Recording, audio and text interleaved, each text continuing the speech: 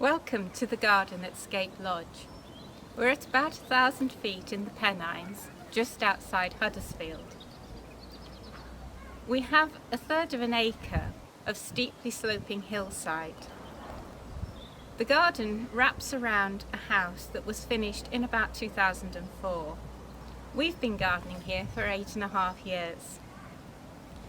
Our site is very obvious from the other side of the valley, so we try to garden in a natural style so that when people look across, the garden sits comfortably into the landscape. Having said that, we have quite a large collection of tender plants, so there are places where we group those together and the garden kind of comes into focus as more gardened and less natural.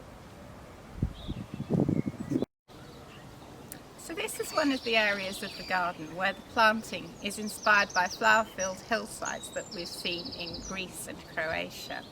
Not all the plants are from the Mediterranean, but they have a sort of wild feel that evokes the feeling of those hillsides.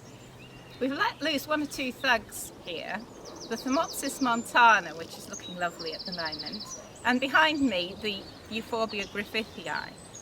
At my feet is another euphorbia with a fearsome reputation for running. This is Fens ruby, but I love the way it runs between the rocks here.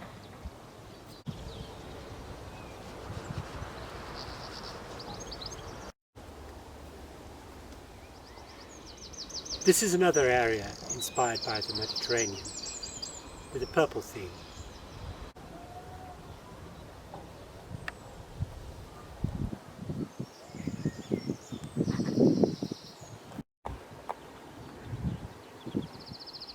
The gazebo is one of our favourite places to sit in the garden, to eat, drink and contemplate. And the path leads up to the pink corner.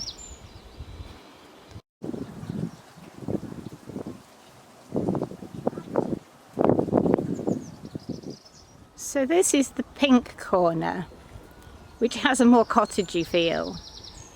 It's home to some plants that I really love that can be really difficult to place with other colour schemes. So it starts with the flowering currant, and at the moment the bleeding heart is at its best. In the spring we pot up Bellis perennis, as many varieties as I can find, and the tulips obviously were planted back in November. They're Pretty Princess and Sorbet.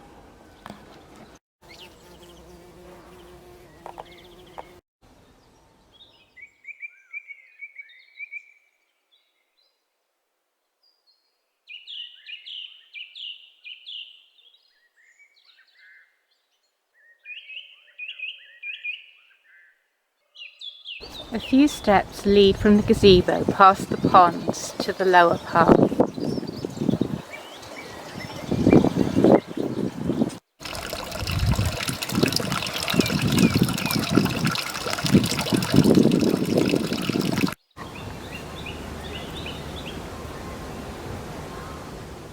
This is our main border.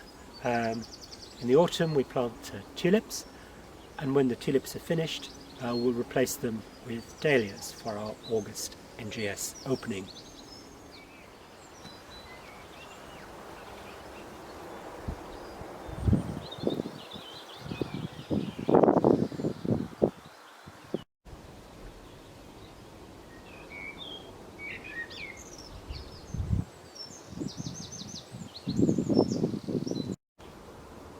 This is lower down the main border. The tulips are Ballerina and Princess Irene. It's an unusual year because usually these don't flower together. Usually the Princess Irene would be over by now.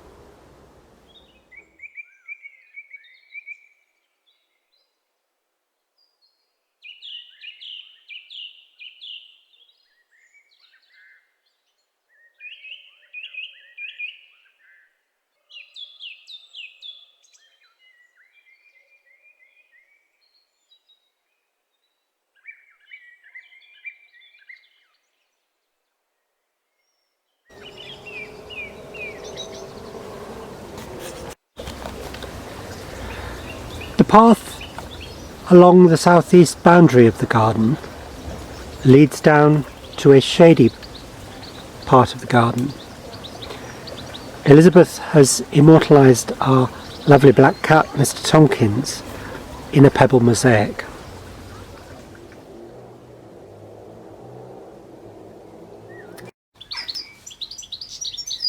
Podophyllum spotty has probably the most interesting leaves in the garden.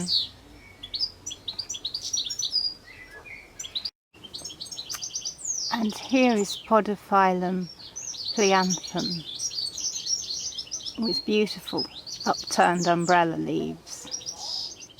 This is Podophyllum hexandrum, the most perfect flower. Sadly, it only lasts a few days.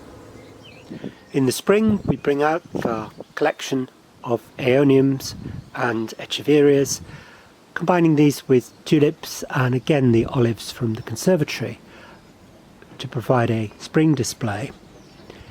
The tulips will then over the summer be replaced by dahlias and tender salvias.